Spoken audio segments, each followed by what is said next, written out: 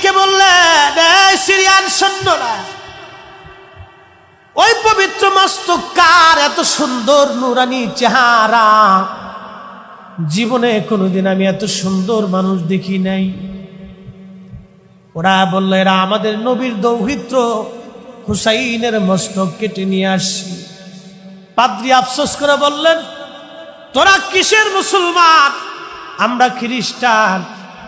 ঈসা আলাইহিস সালামের যদি ব্যবহার কিত জুতার ধুলাও যদি পাইতাম, আমার সম্মানের সাথে রাখতাম। আর তোরা নবীর আওলাদের গলায় কেটে দিয়ে মাথা ঝুলিয়ে বর্ষার আগে বিদায়া তোরা চলে যাচ্ছিস, তোরা কি করে মুসলমান হতে পারিস? রে সিরিয়ান সৈন্যরা, একটু মাথা মোবারক দিবি, আজকে একটা রাতের জন্য খেদমত করতে চাই। একবার জোরে বলা যাবে কি আল্লাহু আকবার? ইমাম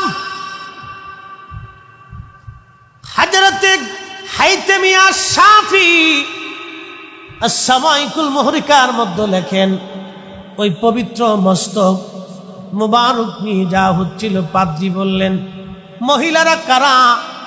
বলে, আমার নবীর বংশের মহিলা। বলে, একটা রজনী নবী বংশের আওলাদদেরকে খেদমত করার সুযোগ দিবি রে, তারা ক্লান্ত শ্রান্ত। বিনিময় আমার এই গির্জার ভিতরে 10,000 স্বর্ণ মুদ্রা আছে রে সিরিয়ান সৈন্যরা। 10,000 স্বর্ণ মুদ্রা তোদেরকে দিয়ে দিব। আজকে একটা রাত্রের জন্য হুসাইনের পবিত্র মস্তকের খেদমত আমি করতে চাই, আওলাদের রসুলদের খেদমত করতে চাই। যদিও আমি মুসলমান না, আমি একজন খ্রিস্টান। পাদ্রী, দিবি তোরা 10,000 স্বর্ণ মুদ্রা দিবি। একসাথে বলা যাবে আল্লাহু আকবার। বন্ধুগণ, যেহেতু শুহাদায়ে কারবালার মাহফিল, ইয়াজিদের কিছু কর্মকাণ্ড আপনাদের সামনে উপস্থাপন করি, মনোযোগ লাগান। কারবালার পুরা আলোচনা টানতে গেলে বহু সময় চলে যাবে। শুধু ইমাম হুসেইন রাদিয়াল্লাহু আনহুকে শহীদ করা হলো, শহীদ করে নিয়ে যাওয়া হলো কুফার গভর্নর হাউসে। যিনি দামি চেয়ারে সিংহাসনে বসে আছেন, এই ব্যক্তির নাম উবাইদুল্লাহ ইবনে জিয়াদ। এই উবাইদুল্লাহ ইবনে জিয়াদ ছিলেন জিয়াদের সন্তান। জিয়াদ ছিল জারজ। তার জন্মের মধ্যে ভেজাল ছিল, তার রক্তের মধ্যে ভেজাল। এই ভেজাল রক্তের মধ্যে আল্লাহ দুনিয়াতে একটা সন্তান দিলেন, তার নাম উবাইদুল্লাহ। চেয়ারের মধ্যে বসে হুসেইন রাদিয়াল্লাহু আনহুর পবিত্র মাথা মোবারক নিজের সামনে একটা প্লেটের মধ্যে রেখে একটা লাঠি দিয়ে আওলাদের রসুলের পবিত্র জবান, ঠোঁট মোবারক এবং নাকের মধ্যে, চোখের মধ্যে আঘাত করতেছিল। আর বলতেছিল, হুসাইন, বুঝলি ইয়াজিদের সাথে দুশ্মনী করার ফল কি হয়? মাজলিসের মধ্যে হাজার হাজার মুসলমান, কেউ সেই দিন প্রতিবাদ করতে পারে নাই। নবীর একজন সাহাবী যায়েদ ইবনে আরকাম রাদিয়াল্লাহু আনহু, যিনি যৌবনকালে মদিনার মধ্যে রসুলের দরবারে তিনি কাটিয়েছিলেন। উনি যখন যুবক, তখন ইমাম হাসান হুসাইন কেবলমাত্র বালক, শিশু। আল্লাহর নবীর সঙ্গে খেলাধুলা করে। হযরত যায়েদ ইবনে আরকাম যখন বৃদ্ধ, তখন ইমাম হুসাইন শহীদ হয়ে গেলেন। লাঠির উপরে ভর দিয়ে নবীর বৃদ্ধ সাহাবী আওলাদের রসুলকে এক নজর দেখার জন্য আসছে। যখন লাঠি দিয়ে উবাইদুল্লাহ পবিত্র মুখ মুবারকের মধ্যে, ঠোঁটের মধ্যে আঘাত করতেছিল, নবী সাহাবী বরদাস্ত করতে পারেন নাই। চোখের পানি ছেড়ে দিয়ে কেঁদে দিয়ে বললেন, এই মারজানার ছেলে, তোর লাঠি ওই মুখ থেকে সরা। আমি রাসূলুল্লাহ সাহাবী যায়েদ ইবনে আরকাম বলতেছি, তুই যে মুখের মধ্যে লাঠি দিয়ে আঘাত করো, আমি যায়েদ ইবনে আরকাম কত শতবার দেখেছি ওই মুখের মধ্যে রহমাতুল লিল আলামিন চুমা লাগাইতো।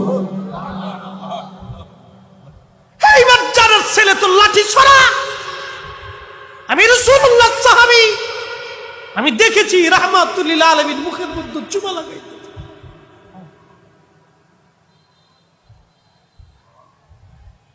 উবাইদুল্লাহ ডাক দিয়ে বলতেছে, এই বুড়া, তুই যদি বৃদ্ধ না হতি তোকে এখানে কতল করতাম। যায়েদ ইবনে আরকাম চিৎকার দিয়ে বলে উঠলেন, মারজানার ছেলে, খোদার কসম করে বলে আমি রাসূলুল্লাহ সাহাবী, একবার না তুই যদি 1000 বার আমাকে শহীদ করে দাও, 1000 বার যদি আল্লাহ আমার জীবন দেয়, রাসূলুল্লাহর পক্ষে 1000 বার জীবন দিতে রাজি আছি। চিৎকার মেরে বলেন আল্লাহু আকবার।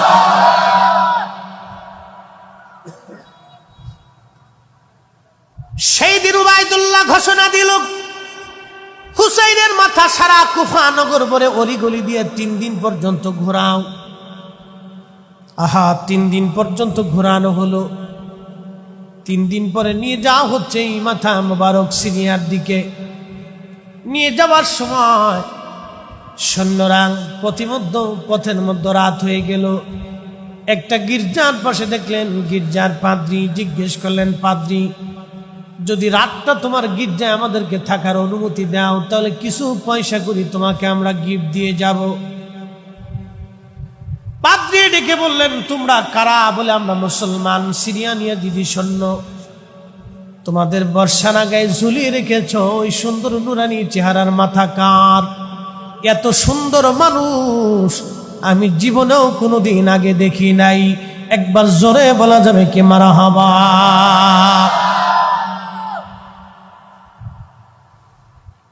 পাদ্রী ডেকে বললেন, সিরিয়ান সৈন্যরা, ওই পবিত্র মস্তক কার? এত সুন্দর নুরানি চেহারা, জীবনে কোনোদিন আমি এত সুন্দর মানুষ দেখি নাই। ওরা বলল, এরা আমাদের নবীর দৌহিত্র হুসাইনের মস্তক কেটে নিয়ে আসছি। পাদ্রী আফসোস করে বললেন, তোরা কিসের মুসলমান? আমরা খ্রিস্টান। ঈসা আলাইহিস সালামের যদি ব্যবহার কৃত জুতার ধুলাও যদি পাইতাম, আমার সম্মানের সাথে রাখতাম। আর তোরা নবীর আওলাদের গলায় কেটে দিয়ে মাথা ঝুলিয়ে বর্ষার আগে বিদায়া তোরা চলে যাচ্ছিস। তোরা কি করে মুসলমান হতে পারিস? রে সিরিয়ান সৈন্যরা, একটু মাথা মোবারক দিবি, আজকে একটা রাতের জন্য খেদমত করতে চাই। একবার জোরে বলা যাবে কি আল্লাহু আকবার? ইমাম হযরতে হাইতামিয়া শাফি as-সামাইকুল মুহরিকার মধ্যে লেখেন, ওই পবিত্র মস্তক মুবারক নিয়ে যাওয়া হচ্ছিল। পাদ্রী বললেন, মহিলারা কারা? বলে, আমার নবীর বংশের মহিলা।